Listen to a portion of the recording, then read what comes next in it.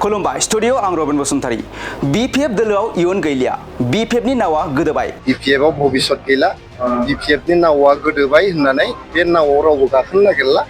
बेफोरनो जादों इउपिपिएल दोलोनि गाहाय नेहाथारि राजु नार्जारिनि गोख्रों राव नंगौ बिथां राजु नार्जारिया गसाइगावनि कमिउनिटि नब्लाङाव मिशन 2025 खौ बिथा खालामनानै इउपिपिएलआ ग्रासरुट स्टेकहोल्डार्सफोरजों सावरायलायनाय हाबाफारियाव बाहागो लानानै खौरांगिरिनि गेजेरजों बीपीएफ दोलोनि बेरेखायै माखासे गोख्रों बाथ्रा बुंथिदों बिथाङा बुंथिदों दि बीपीएफ हान्जाया जोबोद दुर्बल जालांबाय बीपीएफनि लिडारफोरा बीपीएफखौ गारि गारि खारलांजोब्बाय बीपीएफ दोलोआव इयुन गैलिया बीपीएफनि नावा गोदोबाय बे नावाव रावबो गाखोनो नागिरला होनना गोख्रों बाथ्रा बुंथिदों बिथां राजु नार्जारिया आरो बीपीएफ हान्जाया जिहेतु जोबोद दुर्बल जालांबाय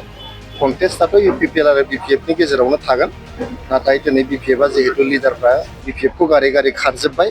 बीपीएफ आव भबिष्यत गैला बीपीएफ नि नावा गोदोबाय होननानै बे नावाव रावबो गाखोनो नागिरला आरोबाव बिथाङा बुंथिबावदों दि बीपीएफ नि नावाव जायनो गाखोगोन बेनो गोदोफागोन बेनिखायनो दिनै बीपीएफ नि नावाव रावबो गाखोला गावसोरनि दैदेनगिरिफोरानो बीपीएफ नि सायाव फोथायनाय गैलिया बेवहाय इयुन गैला होननानैबो गावसोरनि दैदेनगिरिफोरा खारजोब्बाय बीपीएफआनो इउपिपिएल दोलोनि बेरेखा दोलोमोन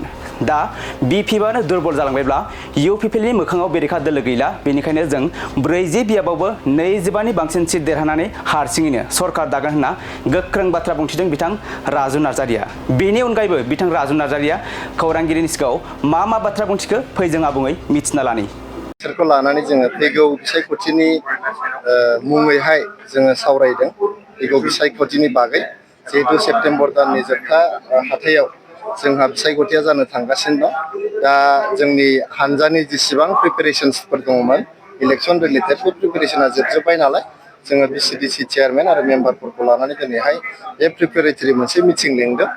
आरो जों जे दिनै फुरा रेडि जाबाय जोंनि गसाइगाव साब डिभिजन आरो परबतजरा साब डिभिजन जेसेबां बिसिडिसि चेयारमेन आरो मेम्बार दं बिथांमोनखौ लानानै दिनै बे मेलखौ जों खुंदों आरो जों मिथिनानै जोबोद गोजोननाय मोनदों जे दिनै चेयारमेन आरो मेम्बारफ्रा गामि गामि न'खर न'खर थांनानै जोंनि इउपिपिएल हान्जाखौ देरहाहोजोबनो थाखाय दिनै थांखि लादों आरो जोङो 6टा जे समस्ति दङ परबतजरा आरो गसाइगाव साब डिभिजनाव 6टायाव जोङो 6टाखौबो देरहानो थांगासिनो अल बिटिसिआवहाय जोंहा जेरावबो मोजां इउपिपिएलआ जोबोद मोजां आरो बीपीएफ हान्जाया जिहेतु जोबोद दुर्बल जालांबाय कन्टेस्टआथ' इउपिपिएल आरो बीपीएफनि गेजेरावनो थागोन नाथाय दिनै बीपीएफआ जिहेतु लिडारफ्रा बीपीएफखौ गारि गारि खारजोब्बाय बीपीएफ आव भबिष्यत गैला बीपीएफ नि नावा गोदोबाय होननानै बे नावाव रावबो गाखोनो नागिरला बीपीएफ नि नावाव जाय गाखोगोन बेनो गोदोफागोन दैमायावहाय ओंखायनो दिनै बीपीएफ नि नावाव रावबो गाखोला आरो गावसिनि दैदेनगिरिफ्रानो जिहेतु बीपीएफ नि सायाव फोथायनाय गैला बेयाव इयुन गैला होननानै बिथांमोना गारनानै खारखाजोब्बाय गतिके बीपीएफ जों आरो सोर थाबावो दा जिहेतु जोंनि मेन बिरोधि बीपीएफआनो जिहेतु दुर्बल जालांबाय इउपिपिएल नि मोखाङाव आरो गुबुन रावबो बिरोधि गैला जोङो 40टा समस्तियाव मेक्सिमाम सिट देरहानानै 25 निफ्रायबो बांसिन जोङो सिट देरहानानै हारसिङैनो जोङो 2025 आव प्रमद बर' सारनि दैदेननायाव जों सरकार दानो थांगासिनो दं एलायन्सनि बाथ्राखौ जोङो बुंनो हानाय नङा एलायन्सनि बाथ्राखौ जोंनि दैदेनगिरिफ्रा सावरायगासिनो दङ जोंहा बिटिसिआव 40टा समस्ति दङ 3200 बुथफोर दङ 420 बिसिडिसि दङ 3200 बुथआव 420 बिसिडिसिआव आरो 40टा समस्तियावबो जोंनि साखाफाराया सोलिगासिनो दङ दा जोङो एलायन्सआ थागोन ना थाया बेखौ जोंनि दैदेनगिरिफ्रा थांखि लानानै जोंनो खोन्थाब्लानो जोङो इलेक्सननि थाखाय फुरा प्रिपेयार जानानै दं जोङो 40टा समस्तियावबो जोंना रेडि जोब गासिबो कर्मीफ्रा दिनैबो नोंथांमोना नुबाय बिसिडिसिफ्राबो रेडि जोबसै